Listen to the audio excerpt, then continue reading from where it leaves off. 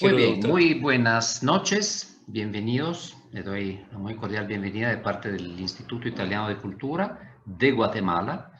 Lo enfatizo porque sé que esta noche podríamos tener o vamos a tener un público más internacional, así que esto, yo estoy en Guatemala, es la actividad de esta noche. Dante, Viajero de Ultratumba, es parte de una serie de actividades organizadas por el Instituto en el año en el cual se conmemoran los 700 años de Dante Alighieri, y hemos estado realizando una serie de conferencias. Vamos a seguir a lo largo del año, y esta noche nos acompaña desde Santiago de Chile el profesor José Blanco Jiménez. Profesor Blanco, muchas gracias por haber aceptado nuestra invitación. Cuando nos pusimos Encantado. a buscar contactos y a preguntar también a conocidos, ¿verdad? ¿Quién nos podía dar una buena conferencia sobre Dante? Me dijeron, tienen absolutamente que conseguir al profesor Blanco, y así es. Así que tienen una gran responsabilidad porque tenemos mucha expectativa, pero estoy seguro que va a ser un gran aporte. El profesor Blanco es chileno, como dijimos, pero ha pasado una parte importante de su vida y de su formación profesional en Italia, en Florencia, como lo comentaba antes informalmente, donde consiguió un doctorado en filosofía y en materias literarias por la Universidad de Florencia. Por supuesto, ha trabajado muchos años en la Universidad de Chile, y gran experto de Dante. Creo que ha dedicado muchas décadas al estudio de Dante. Es un miembro distinguido de la Società Dantesca Italiana y un embajador de la cultura italiana en el mundo.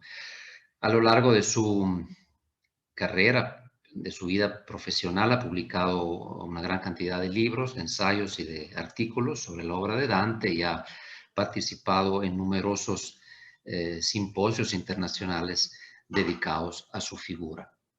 Quiero agradecer nuevamente al profesor Blanco, gracias a los que nos acompañan online, y quiero obviamente invitar a todos los participantes a comunicarse a través del chat. Si tienen alguna pregunta, la pueden escribir durante la conferencia, y al final vamos a dedicar un espacio a algunas respuestas del profesor. Gracias, y le dejo la palabra al profesor. Muchas gracias. Innanzitutto voglio fare un piccolo saluto in italiano a tutti gli amici che possano sentire e vedere questa presentazione adesso o poi in un secondo momento. Voglio soprattutto ringraziare l'Istituto Italiano di Cultura del Guatemala e il Ministero degli Affari Esteri per questa possibilità. Infatti ce n'è pochi di dantologi qui in Latinoamerica, e mi pare di essere l'unico membro vitalizio della Società Dantesca Italiana già nell'anno 1971, cioè sono 50 anni, mezzo secolo, e io mi ero avvicinato a Dante molto prima, come vi racconterò adesso. Comunque voglio anche dire un altro dato di questa mia presentazione.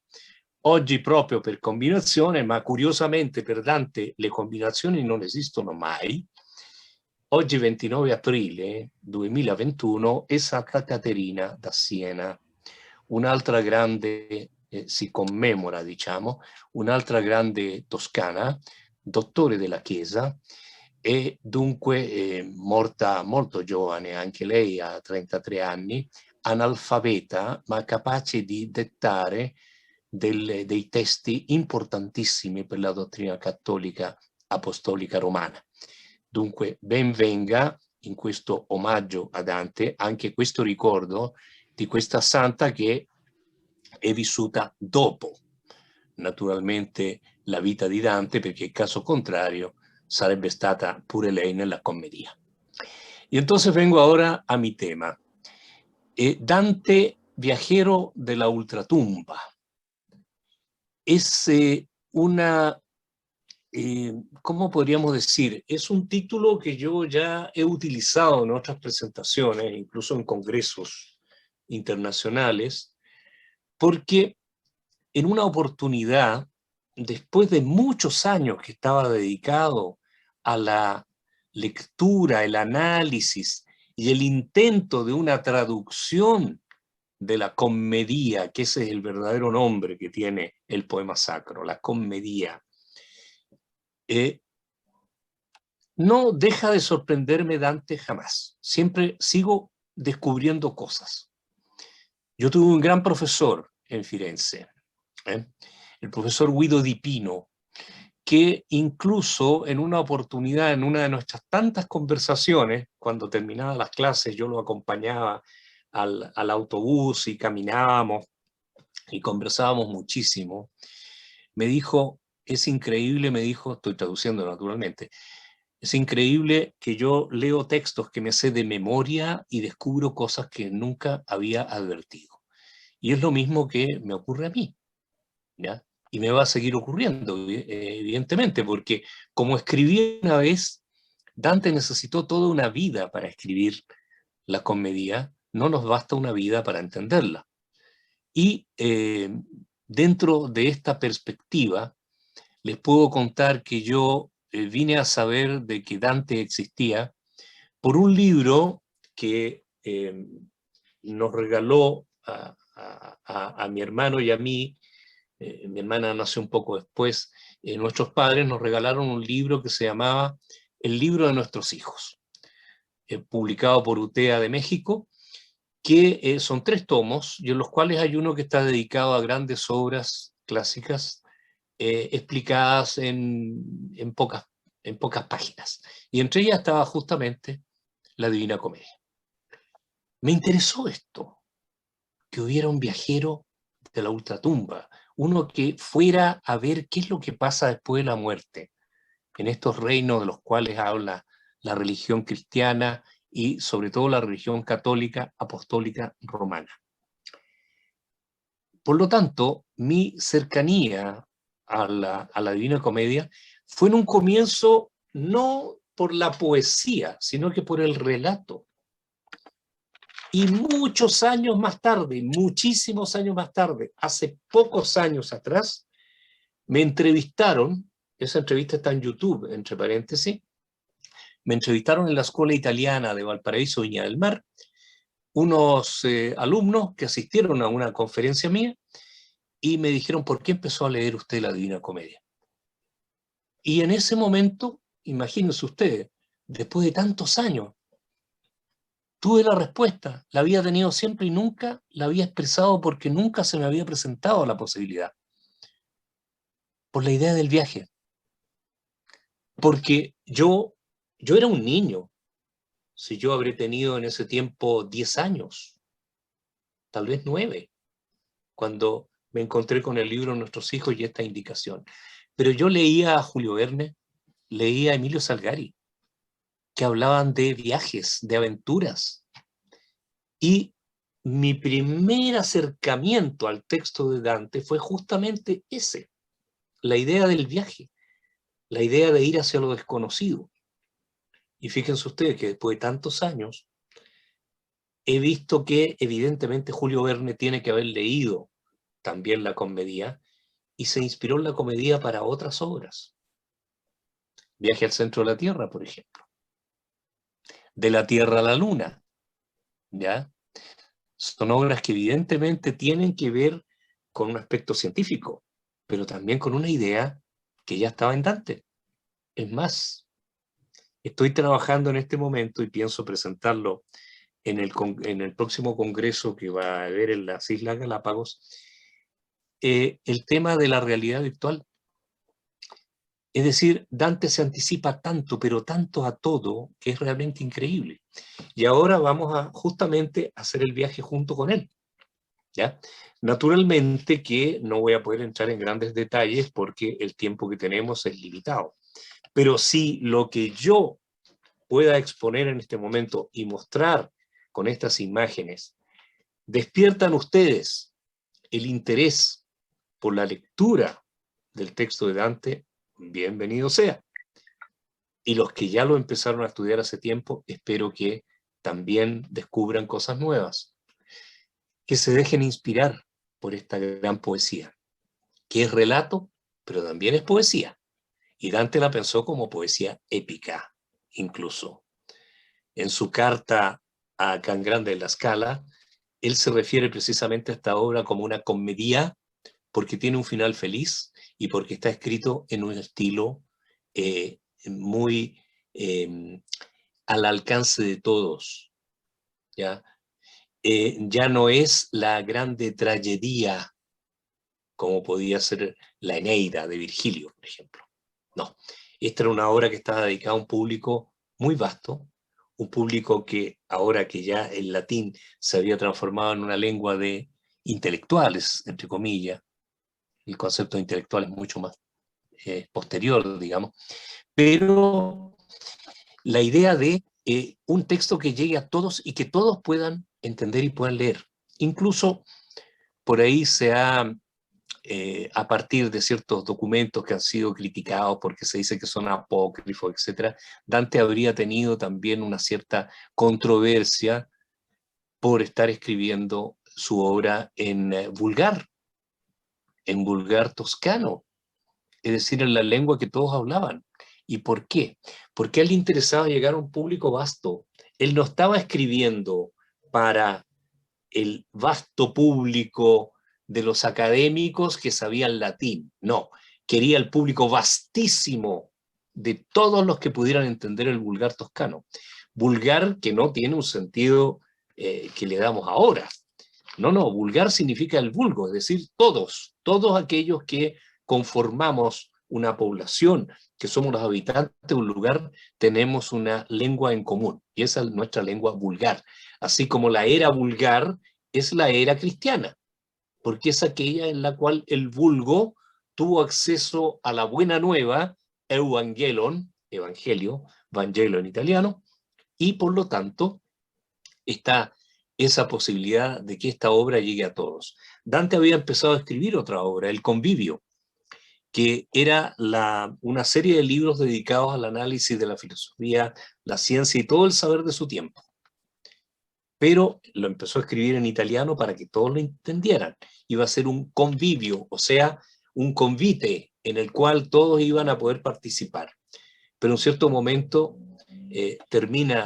no termina, digamos, de escribir, casi llega al final del libro cuarto y ahí se detiene. Es decir, lo que iba a ser una obra inmensa de más de 12 libros, más de 12 larguísimos capítulos, quedó hasta ahí, pero no así la comedia, que terminó de escribirla poco antes de morir. De hecho, hay también una leyenda recogida por Boccaccio, que fue su primer biógrafo prácticamente, según la cual los 3 últimos cantos no aparecían por ninguna parte. Y que Dante se apareció a su hijo Jacopo en sueño y le dijo: anda a la antigua casa donde vivíamos y detrás de una estera que está puesta en la pared, ahí está lo que buscas. Y Jacopo se levantó en plena noche, fue a la otra casa, pidió permiso al actual propietario, fue hasta la estera, abrió y ahí estaban efectivamente los 13 últimos cantos. Si es verdad, se non è vero, è ben trovato, como se dice en italiano, pero además nos indica que se estaba escribiendo esta obra hasta poco antes de la muerte de Dante. ¿Y cuando la empezó Dante? La empezó en Firenze. Y esto quiero insistir porque yo he sido uno de aquellos que sostiene que Dante empezó a escribir la Divina Comedia, la comedia, en Firenze, y después que partió al exilio, dejó los 7 primeros cantos escritos y perdió de vista su obra. Cuando estaba en la Lunigiana, huésped de los señores Malaspina, que es un episodio que él recuerda en el canto octavo del Purgatorio, ahí Dino Frescobaldi, uno de los poetas del Dolce Stil Novo, entró en contacto con este material que había quedado en la casa de Dante y que se había salvado de la expoliación que siguió a su condena, y por lo tanto tomó estos 7 cantos, se los llevó al señor de Malaspina, y el señor de Malaspina convenció a Dante que siguiera escribiendo el poema, que creció en sus manos, porque aparentemente iba a tener solamente 10 cantos, y llegó a 100. ¿Ya? Quiero recordarles de forma estadística, más que nada, casi como una anécdota, que la Divina Comedia son 100 cantos. Un canto de introducción, 33 de infierno, 33 de purgatorio, 33 de paraíso. En total, 14.233 versos. ¿Ya? Muchos años de trabajo. Hay muchos que se opusieron a esta idea de los primeros 7 cantos porque lo contó Boccaccio, y como Boccaccio es un excelente narrador, autor de muchísimos libros, algunos importantísimos, trascendentes como trabajo científico, por ejemplo, el Genealogía de Orion Gentilium, que es un diccionario mitológico completísimo, basado en toda la literatura a disposición hasta el momento de su vida. Digamos, él murió el año 1375, más o menos para que se vayan dando cuenta. Boccaccio cuenta esta historia de los 7 primeros cantos. Muchos creyeron que era una invención. Yo no creo que sea una invención. Lo demostró también Giovanni Ferretti, un gran estudioso de Dante de comienzo del siglo XX. Y más tarde yo también publiqué un libro que es Io dico seguitando, que es este libro. Lo publiqué aquí en Chile, en castellano, y después preparé una versión italiana, que es esta otra que tengo acá, también escrita, las 2 obras escritas y revisadas por mí, de manera de plantear el tema. Io dico seguitando el primer verso del 8º canto del infierno, con el que Dante retoma la historia. Y vengamos a la historia. Este retrato que ustedes ven acá fue descubierto en el siglo XIX en la Capella de la Magdalena en el Palazzo del Bargello. Los frescos que están ahí en esa capilla fueron realizados por Giotto y sus seguidores. Por lo tanto, se puede calcular que esta pintura, este fresco, fue realizado más o menos el año 1337. Es decir, Dante había muerto hacía poco, Dante murió en 1321, de hecho estamos conmemorando el 7º centenario de la muerte, y siempre se pensó que este podía ser el retrato más cercano a Dante, por la sencilla razón de que Giotto fue amigo personal de Dante. Se descubrió también en el antiguo Palazzo del Arte dei Giudici dei Notai unos frescos muy destruidos, entre los cuales está esta figura que también ha sido identificada como el retrato de Dante, que sería más o menos hasta el año 1375 la atribución. O sea, sería posterior al de el Bargello, pero el que ejecutó este cuadro evidentemente todavía tenía presente la imagen de Dante. Dante murió a los 56 años, así que era un hombre relativamente joven. Y bueno, probablemente este pintor lo vio con vida. Giotto sin duda que lo vio con vida, porque se tienen que haber encontrado en Padua cuando Giotto estaba pintando la Cappella Scrovegni. Por lo tanto, esto es para darnos una idea. El Palazzo del Arte de Giudici dei Notai existe, pero ya no es el antiguo monumento ni es un museo, sino que es un restaurante en el cual han conservado muy bien estos frescos, y uno puede entrar al restaurante sin consumir nada y ver las obras de arte.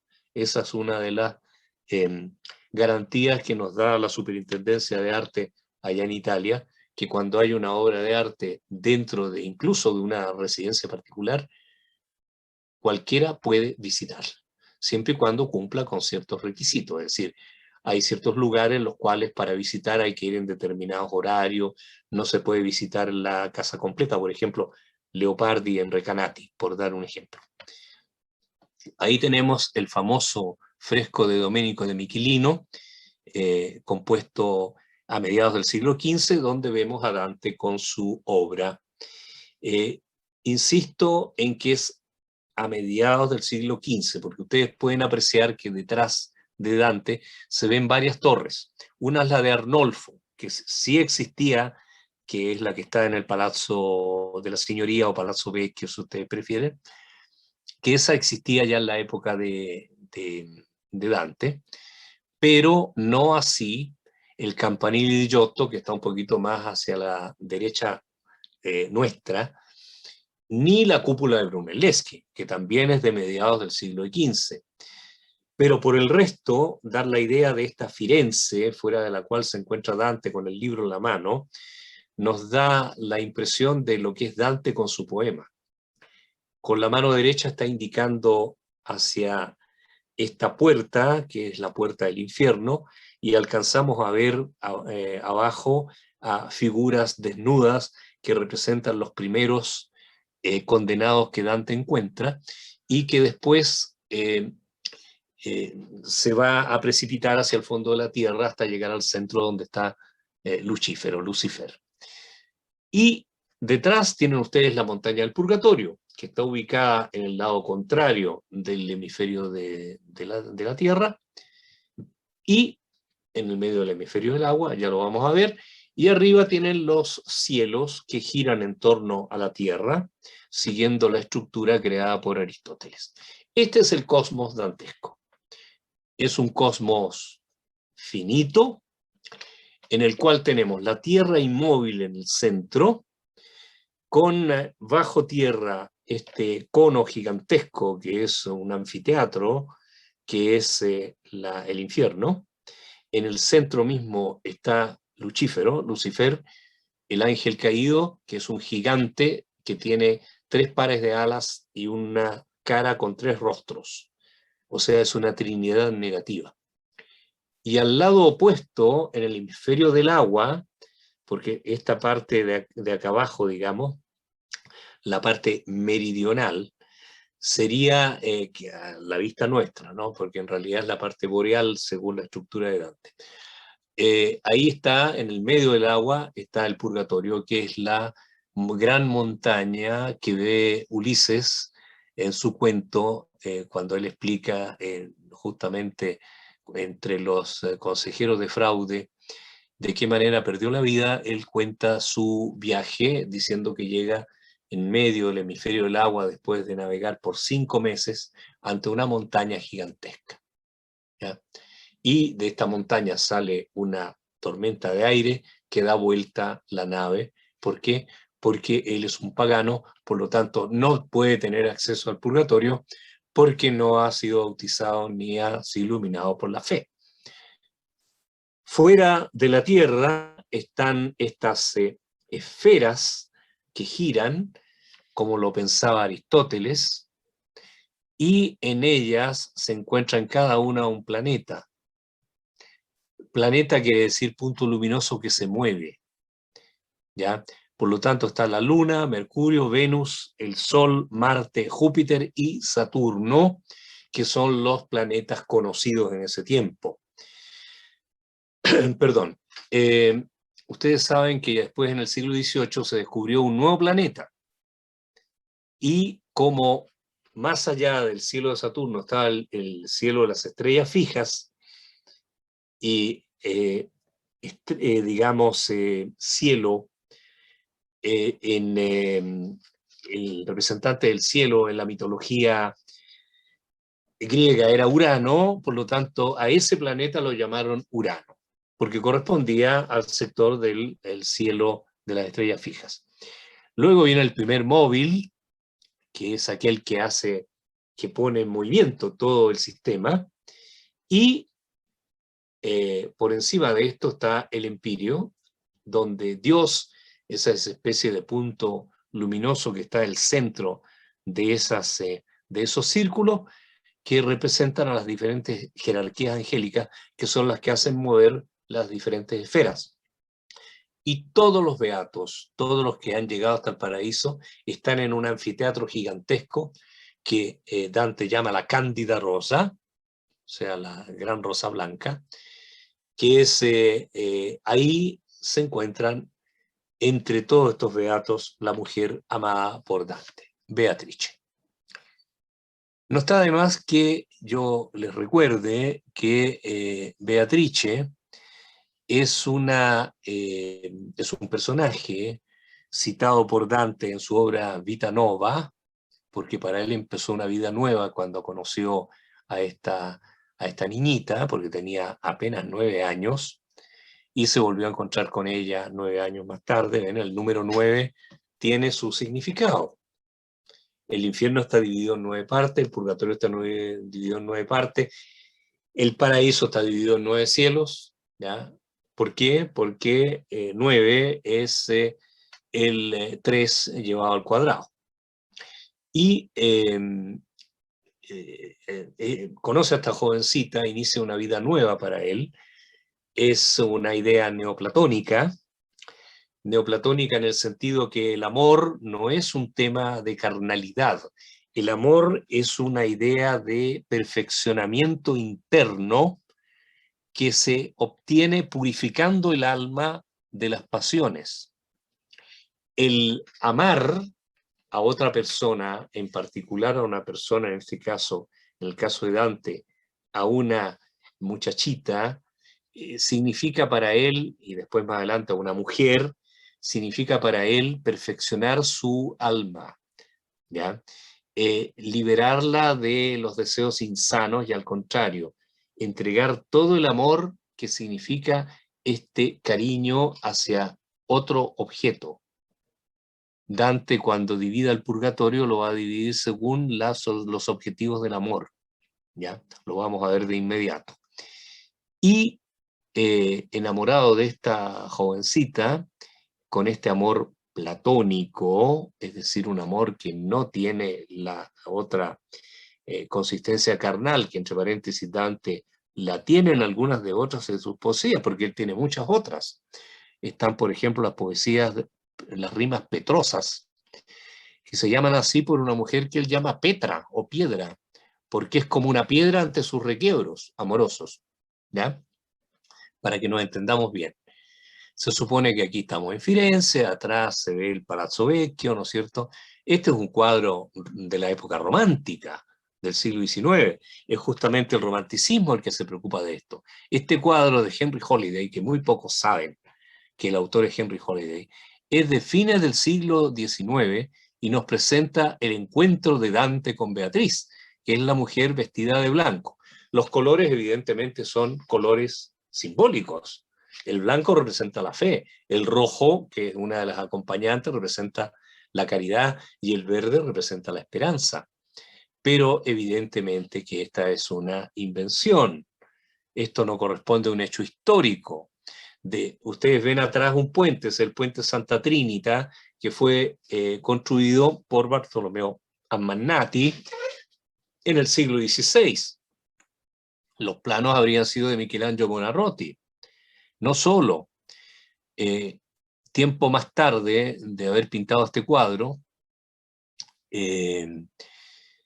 los nazis van a hacer saltar todos los puentes de Florencia y entre ellos también el de Santa Trinita, que va a ser reconstruido según los antiguos dibujos de Michelangelo Buonarroti. Atrás se ve también el corridoio vasariano, esa torre que ustedes ven ahí, desde la cual comienza la travesía por sobre el Ponte Vecchio, ¿ya? Es decir, de todas maneras, esto no corresponde a la realidad. ¿Por qué? Porque todo el mundo cita a Beatrice, como un personaje, incluso como un personaje histórico. Existió una Beatrice Portinari que vivía cerca de la casa en Firenze, de la casa de Dante, que murió a los 24 años, casada con un Simone dei Bardi, y muchos quisieron, a partir de la figura de esta mujer, crearle una realidad física, que en mi opinión no la tiene. En esa misma callecita que va a dar hasta donde está la casa de Dante, hay una iglesia, la iglesia de Santa Margherita dei Cerchi. Y si ustedes entran ahí, van a ver que está la tumba de Beatrice Portinari. En realidad hay una lápida sepulcral, pero ahí no está el cuerpo de Beatrice Portinari. es una de las tantas tradiciones creadas con fines turísticos. Ahí hay incluso un canasto en el cual, sobre todo las mujeres, jóvenes o viejas que sean, lanzan papelitos con mensajes para Beatrice. En realidad el mismo nombre ya lo está diciendo. Beatrice, del latín beatrix, significa la que da, la beatitud. Esa es la idea. Porque Beatrice es un personaje simbólico, es un personaje que representa la fe. Así como representó en la Vita Nova a el amor que llenó la vida de Dante en ese periodo que se llama del Dolce Stil Novo, una escuela poética sobre la cual no puedo detenerme, pero que justamente sigue estos dictados neoplatónicos. Incluso se habla de una secta poética llamada justamente de los Fedeli d'Amore, de los fieles de amor, iniciada por Guido Guinizelli en Bolonia y seguida en Firenze por una serie de poetas, entre los cuales el mismo Dante, Guido Cavalcanti, gran amigo de Dante, Lapo Gianni, Gianni Alfani, Dino Frescobaldi y un pistoiese que es Cino da Pistoia. Ustedes comprenderán, mis estimados amigos y amigas, que salirme de tema es muy fácil, porque hay demasiados argumentos, demasiadas cosas a las cuales yo debería aludir. Por eso voy entregando nada más que algunas señales para poder retomar nuestra idea, que es la del viaje. ¿Y por qué se inicia este viaje? Porque cuando Dante concluye la Vita Nova, Dante jura o dice dentro de su dolor que cuando vuelva a cantar a Beatrice, tendrá que decir de ella lo que ningún otro ha sido capaz de hacer por mujer alguna. Y precisamente él va a encontrar a Beatrice nada menos que en el paraíso. Y ella lo va a acompañar precisamente por el paraíso celeste hasta ocupar su puesto que está en la Cándida Rosa, ese enorme anfiteatro al que yo ya hice referencia. Dante mismo relata que conoció a otra mujer, una donna gentile, que lo atendió en su dolor, pero el mismo Dante reconoce en el convivio que esa es una figura inventada. Lo que quiere decir simplemente que él dejó de lado a Beatrice por otros estudios, que en este caso fueron los de la filosofía, abandonando la teología. Es lo que Beatrice le va a sacar en cara en el paraíso terrestre. Ahí, en una imagen de Dante Gabriele Rossetti, que es uno de los pintores más importantes que se ha dedicado al tema de Dante, nos presenta el sueño de Dante, que sueña con el amor, que es este ángel con alas rojas y él también vestido de rojo, que tiene en su mano una flecha con la cual va a herir al amante, la idea del amor que hiere al amante, dejándolo enamorado de esta Beatrice, cuyo lecho tiene como baldaquín, como, digamos, como protección a estas dos damas que tienen este manto encima, ¿no? Este dosel. Por lo tanto, cuando Dante empieza a escribir la Divina Comedia, dice que se encuentra en una selva oscura. Esa selva oscura representa el pecado. Pero además de representar el pecado, representa toda la confusión política del momento. Él incluso, fíjense ustedes, recurre a una técnica que ya había usado en algún momento Cicerón, pero que hasta el momento, hasta que yo escribí mi primer ensayo sobre este tema, ningún comentarista había tomado en cuenta. Y por lo tanto estoy feliz de que esto quede grabado ahora. Porque lo he dicho muchas veces, lo he escrito, pero verba volant, las palabras vuelan y por lo tanto es bueno que también quede grabado en alguna parte. Dante, cuando empieza su poema, responde a las 6 preguntas fundamentales de cualquier noticia periodística o de cualquier reportaje. Nel mezzo del cammin di nostra vita mi ritrovai per una selva oscura que la diritta via era smarrita. Las preguntas fundamentales son quién, yo, qué, dónde, cómo, cuándo, por qué. ¿Quién? Yo. ¿Qué? Me encontré. ¿Dónde? Por una selva. ¿Cómo? Oscura. ¿Cuándo? En medio del camino de nuestra vida. ¿Por qué? Porque se había extraviado el recto camino. Está claro, ¿verdad? Sin embargo, nadie se había dado cuenta. Yo por lo menos que he leído a tanto comentarista desde a partir prácticamente de Jacopo della Lana hasta el día de hoy, hasta Nicola Fosca, para ser más exacto, nunca encontré una referencia de este tipo. Sí encontré, claro, la referencia a Cicerón, pero en otra parte. Dante sale de la selva oscura, ve un cerro iluminado, una colina iluminada por el sol, y esa colina iluminada por el sol representa la gracia divina. Trata de ir hacia ella, pero aparece una lonza que no se sabe exactamente qué es lo que es. Se ha escrito muchos, se supone que es un felino, se supone que hubo alguno alguna vez en Firenze. Es todo un tema larguísimo, que yo, bueno, he tratado en algunos de mis trabajos. Entre paréntesis, algunos de mis trabajos están en PDF, están disponibles en internet. Si ustedes los buscan, los van a encontrar. Por lo tanto, la lonza viene a ser una especie como de leopardo con la piel pintada, porque Dante incluso va a recordar esto cuando llamen a Gerión para que este monstruo alado los pase a Virgilio y a Dante hasta el Malebolge. Luego, al seguir caminando, se encuentra con un león, que realmente parece que el aire le temblara delante, y una loba. Pero en ese momento, cuando la loba está tratando de empujarlo de nuevo hacia la selva, aparece Virgilio. Y Virgilio le explica que él está ahí justamente para ayudarlo, ¿ya? Y le dice que la loba no va a poder, no lo va a dejar pasar nunca.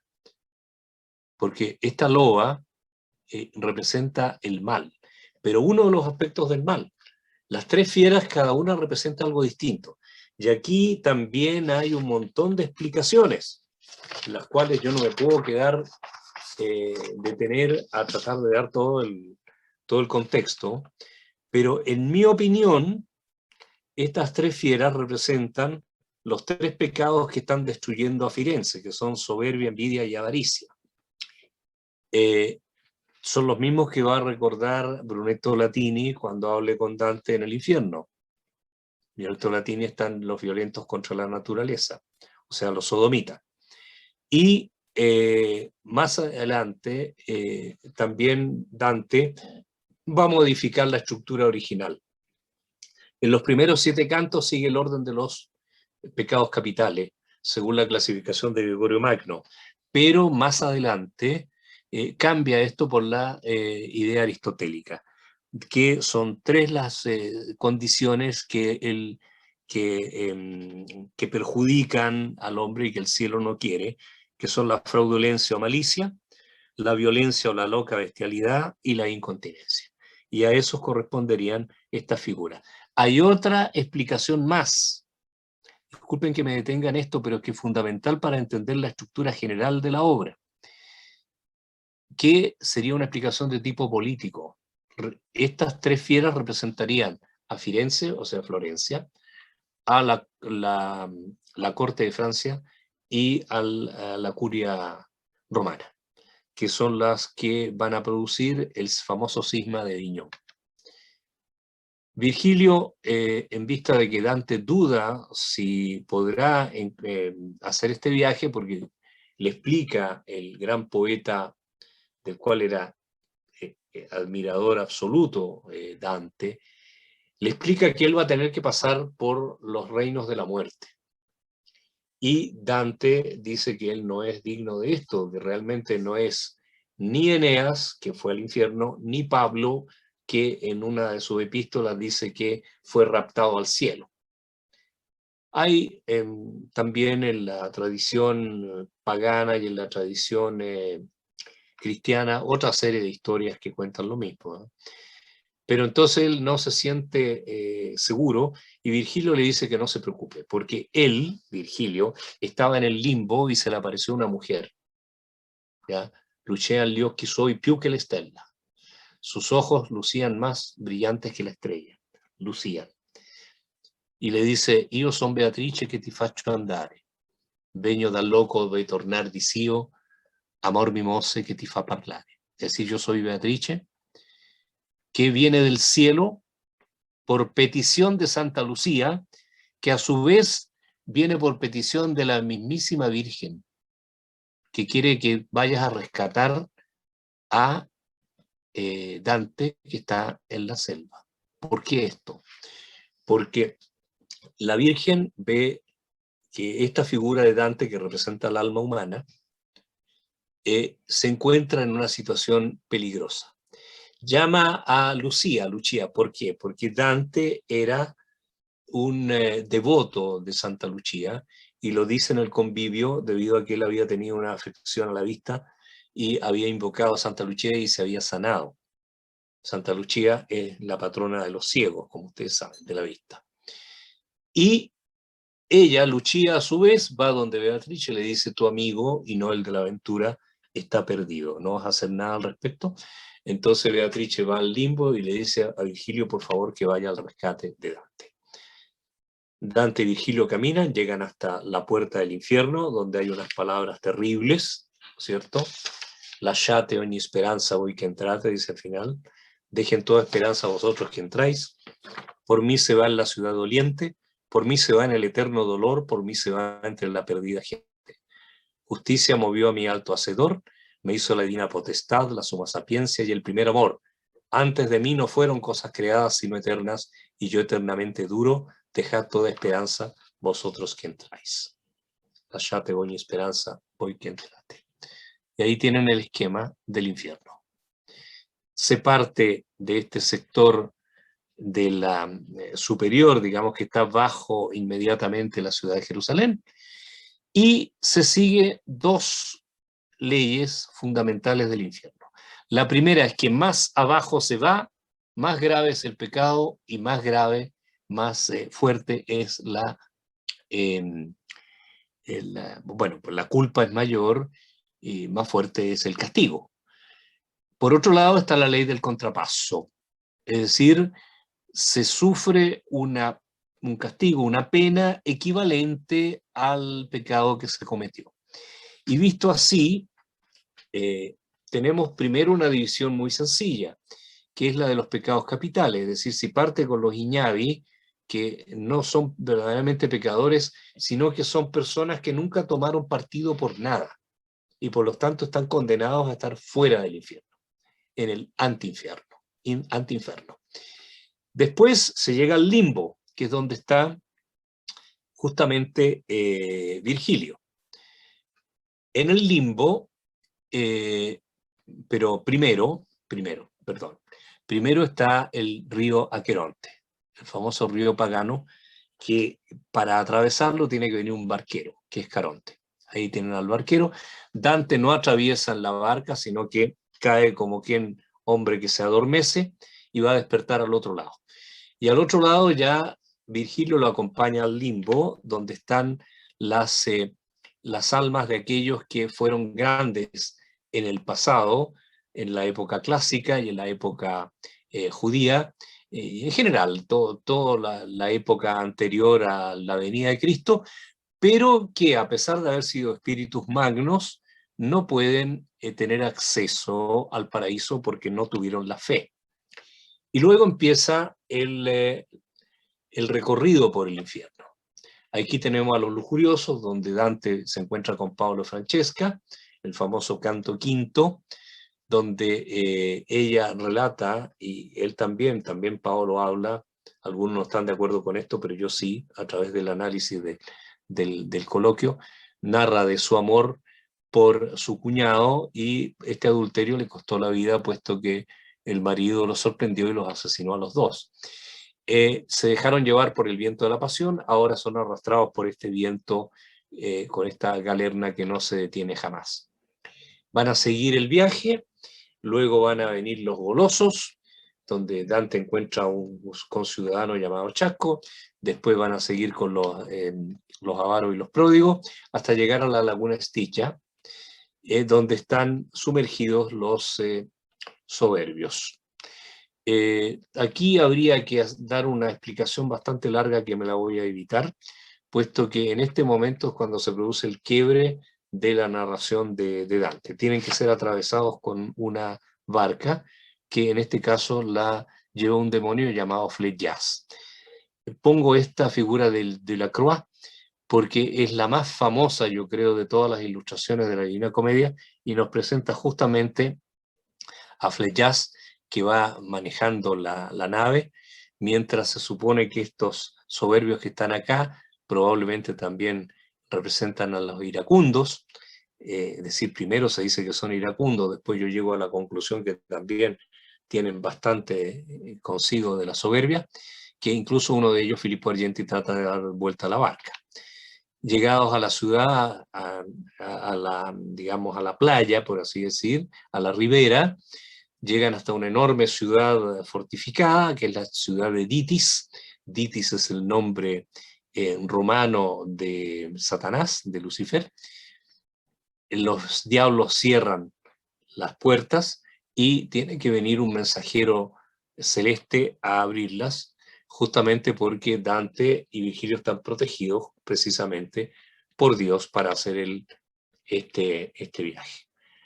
Dentro de la ciudad de Dite, ciudad de Ditis, se encuentran los herejes, ¿ya? Y entre ellos está Farinata Liuberti, que tiene una discusión de tipo político con Dante, y que le profetiza que va a saber lo que significa no volver a la patria, ¿ya? Es la primera profecía del exilio. Luego, no me voy a detener pecado por pecado, porque si no me tomaría demasiado tiempo. Vamos a ver nada más que algunos bastante significativos.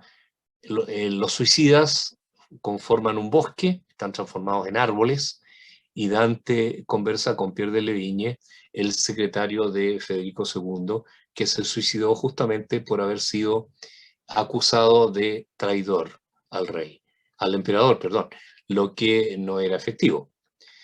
Luego Dante encontrará a su maestro Brunetto Latini bajo una lluvia de fuego, donde están todos los que fueron violentos contra Dios, contra sí mismos, contra el prójimo, contra la naturaleza y contra el arte.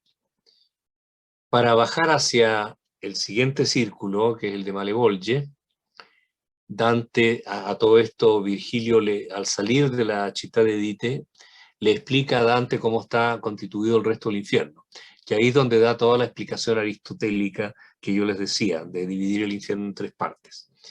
Para descender tienen que montar arriba de un monstruo alado, que es Gerione, que los lleva hasta Malevolge.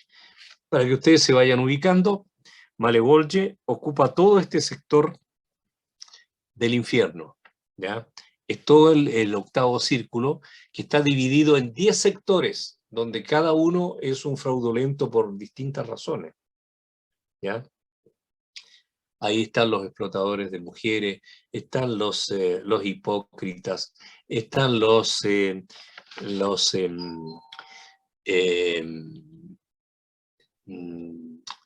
adivinos, es decir, los baratieri, los prevaricadores. Es una serie de episodios interesantísimos para ser estudiados cada uno por separado. Al final de Malevolge hay un pozo donde hay gigantes.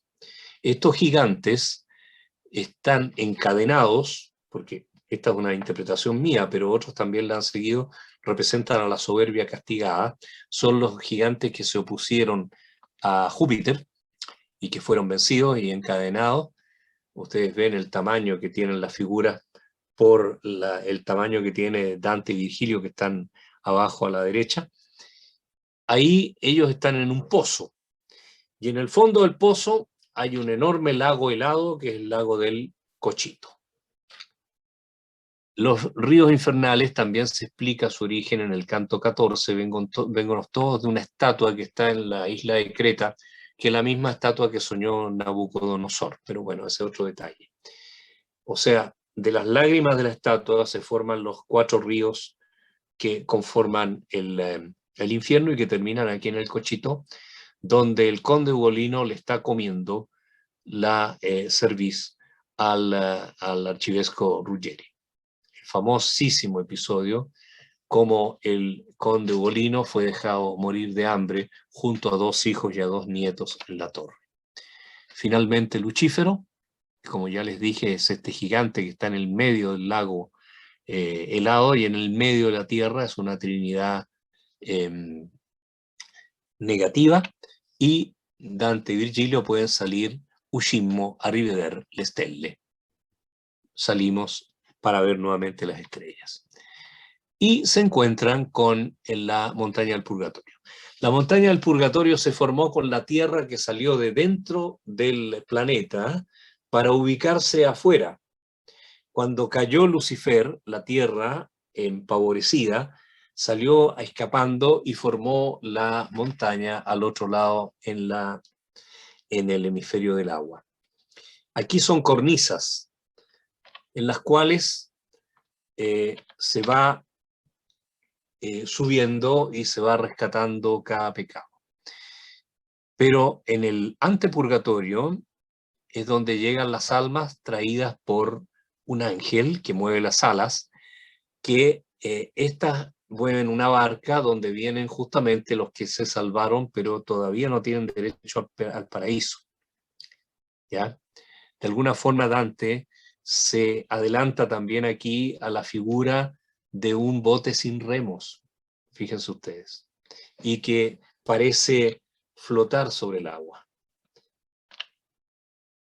Va a descubrir Dante que en todo este primer sector, antes de entrar al purgatorio propiamente tal, están las almas de los que se arrepintieron en el último momento.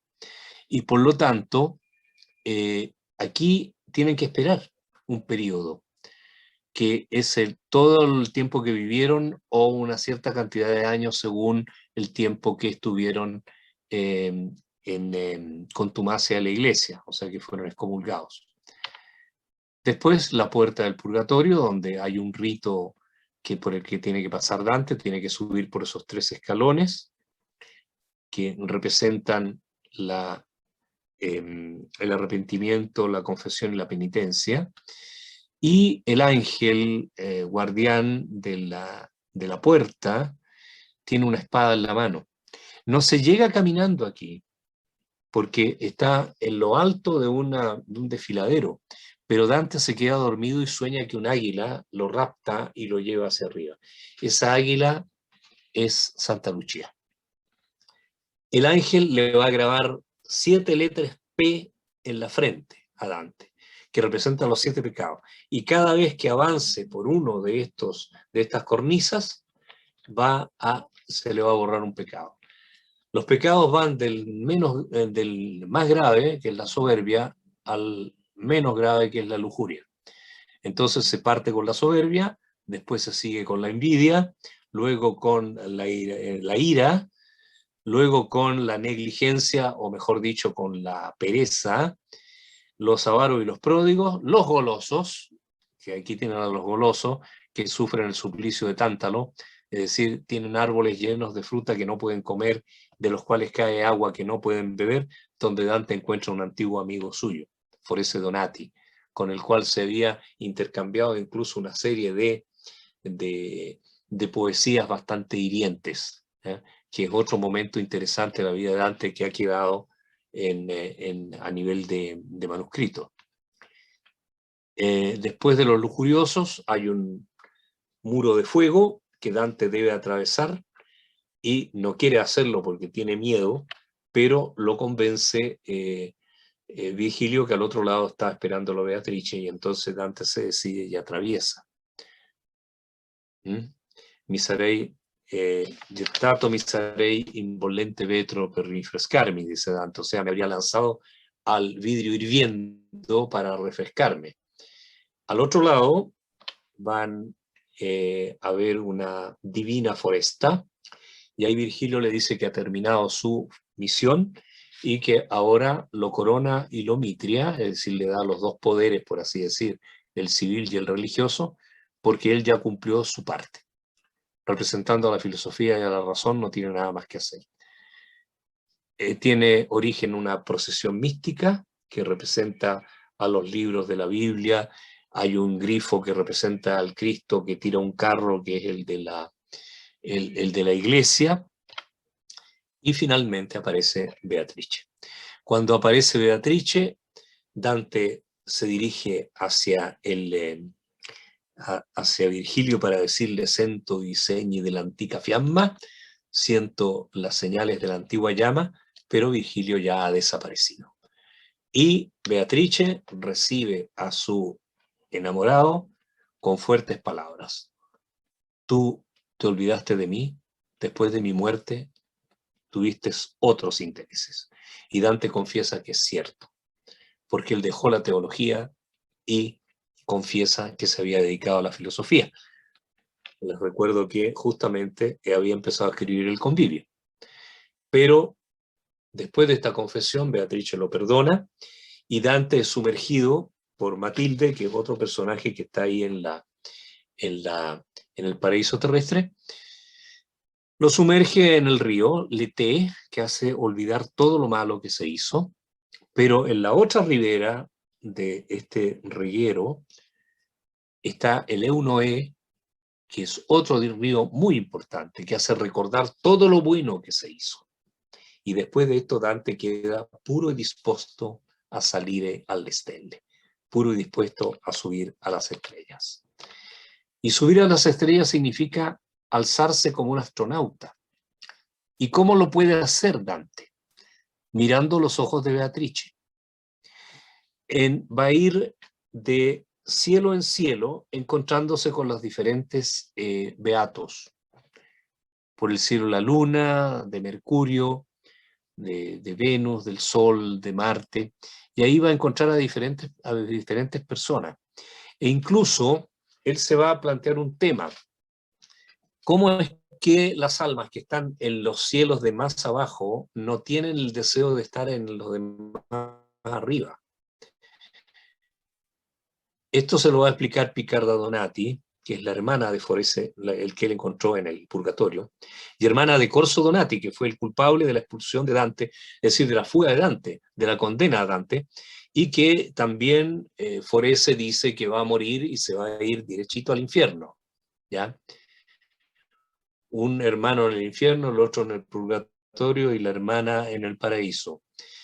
Entonces, la misma Picarda le explica que todos los beatos gozan de la gracia divina en su totalidad. Lo que pasa es que esto es como recipientes. Un recipiente pequeño que está lleno de líquido no quiere tener más del que tiene. Un recipiente enorme que está lleno también hasta el tope no necesita más. Por lo tanto, cada uno goza en totalidad y en plenitud de la gracia divina.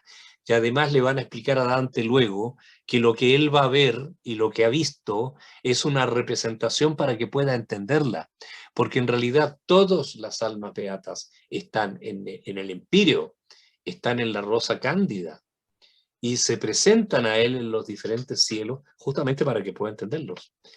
Por ejemplo, en el Sol hay coronas que dan vuelta. Estas son las coronas de los espíritus sabios.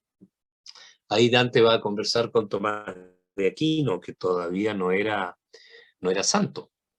¿Ya? Va a conversar con Bonaventura, que todavía no era santo. El dominico Tomás va a hacer el panegírico de Francisco de Asís. En cambio, Bonaventura franciscano va a ser el de Santo Domingo de Guzmán. Por lo tanto, En el cielo de Marte se forma una cruz, que aquí está presentada como una cruz con un Cristo, pero en realidad la que ve Dante es una cruz luminosa. Yo me he servido de estas imágenes de Doré porque son las más conocidas. En realidad son luces entre las cuales Dante ve una que se acerca a conversar con él, que es nada menos que Cachagüida. Cachagüida es un antepasado suyo, un tatarabuelo, que murió en una cruzada, porque aquí en Marte, que es el cielo de la guerra, están todos los espíritus guerreros que combatieron por la fe. Y será Cachagüida el que le va finalmente a informar de que Dante espera ser redimido y poder volver a Firenze. Y eso lo va a decir más adelante, que espera que el poema sacro al cual han puesto mano el cielo y la tierra, un día le van a permitir volver a ser coronado poeta en Firenze. No fue así, desgraciadamente para él, pero sí para el mundo. En el cielo de Saturno, por ejemplo, hay una escalera, esta escala de oro que ven ustedes, que no es otra que en el fondo que la que ha soñado Jacob, ¿no?, en el Antiguo Testamento. Y finalmente, llegando a las estrellas fijas, Dante ve desde arriba el mundo. Y esto me interesaba que ustedes lo vieran. ¿Por qué? Porque la Tierra, que es el globo terráqueo, porque tiene tierra y agua, está dividido la mitad en tierra y la mitad en agua. En el medio de la Tierra está Jerusalén, como pueden ver en la imagen del lado izquierdo, con una flecha roja que está indicando justamente la ciudad donde murió el Cristo. Y eso, el resto que ven ustedes son las tierras conocidas, que van desde la vertiente, donde surge el río Ganges, hasta las columnas de Hércules en por así decir, la desembocadura del Mediterráneo. Y Dante dice, la iuola che ci fa tanto feroci, tutta mi apparve dai colli alle foci. Es decir, esa pequeña jardinera, ese pequeño espacio cultivado que nos hace tan feroces a nosotros, ¿ya? Que es la tierra, me apareció completa. Tuve la suerte de recibir de parte de un amigo una invención en realidad basada en fotografías satelitales que muestran justamente toda Europa y Asia desde prácticamente donde nace el Ganges, o sea, desde la India hasta el estrecho de Gibraltar. Y es increíble, increíble cómo Dante pudo imaginar eso, porque es exactamente lo que Dante describe, como si él realmente hubiera subido a los cielos y desde arriba hubiera visto nuestro pequeño espacio. Las jerarquías celestes dan vuelta en torno a un punto en el cielo que es el Dios. Dante va a querer ver a Dios, pero Beatrice en este momento lo va a dejar en manos de otro santo, de Bernardo de Clairvaux, porque ya no basta con la teología, la fe que representa Beatrice. Se requiere también la capacidad de la contemplación, del ser una cosa sola con la divinidad. Y San Bernardo va a pronunciar, a recitar la hermosa plegaria que todos siempre recuerdan, ¿no? Vergine Madre, figlia di tuo figlio. ¿Se acuerdan? Bueno, esa poesía es justamente la que sirve para introducir a Dante a la visión de Dios. Y Dante la ve, más o menos esto está tomado de un libro afín a estos temas, la podría haber visto más o menos así, porque él habla de 3 círculos, uno de los cuales es rojo, y en el medio del cual entonces se ve una figura como humana, que eso aquí no lo tenemos. Es la Santísima Trinidad, obviamente. Aquí se ve mejor la figura humana en el medio y los círculos concéntricos que forman uno en el fondo se ven con mayor tranquilidad. Hasta este momento, entonces, Dante dice que lo ha visto todo